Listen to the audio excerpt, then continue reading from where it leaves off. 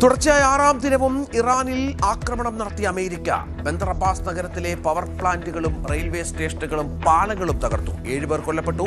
ബഹ്റൈനിലും കുവൈറ്റിലും പ്രത്യാക്രമണം നടത്തി Iran.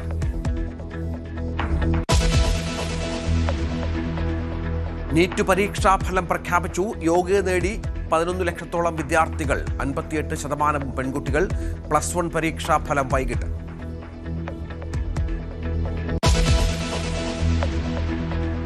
League മന്ത്രിമാരുടെ യോഗം ഇന്ന് പാണക്കാട്ട്. PM ശ്രീ അടക്കമുള്ള വിഷയങ്ങൾ ചർച്ച ചെയ്യും. പേഴ്സണൽ സ്റ്റാഫ് നിയമന വിവാദങ്ങളും പരിഗണിക്കാൻ സാധ്യത.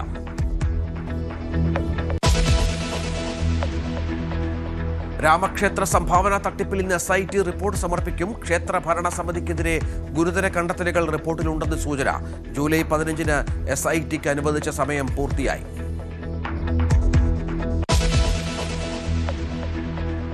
ഇന്ത്യയുടെ ആദ്യ ഹൈഡ്രജൻ പവർ ട്രെയിൻ പ്രധാനമന്ത്രി ഇന്ന് ഫ്ളാഗ് ഓഫ് ചെയ്യും. ഹരിയാനയിലെ ജിന്ദിനും സോനിപ്പത്തിനുമിടയിൽ സർവീസ്. ഹൈഡ്രജൻ സാങ്കേതികവിദ്യ ഉപയോഗിച്ച് ഗതാഗതമെന്ന അപൂർവ നേട്ടത്തിലേക്ക് ഇന്ത്യയും.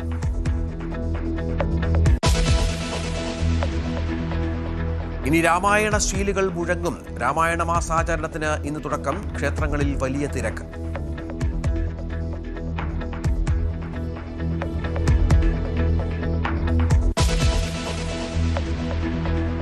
കാഫിർ സ്ക്രീൻഷോട്ട് കേസിൽ DYFI നേതാവ് റിവേഷ് രാമകൃഷ്ണന്റെ മുൻകൂർ ജാമ്യാപേക്ഷ ഇന്ന് കോടതിയിൽ. മുൻകൂർ ജാമ്യം നൽകിയാൽ തെളിവ് നശിപ്പിക്കുമെന്ന് പ്രോസിക്യൂഷൻ. ജിതിൻ ഭാസ്കറിന്റെ ജാമ്യം റദ്ദാക്കണമെന്ന SIT റിപ്പോർട്ടും കോടതി പരിഗണിക്കും.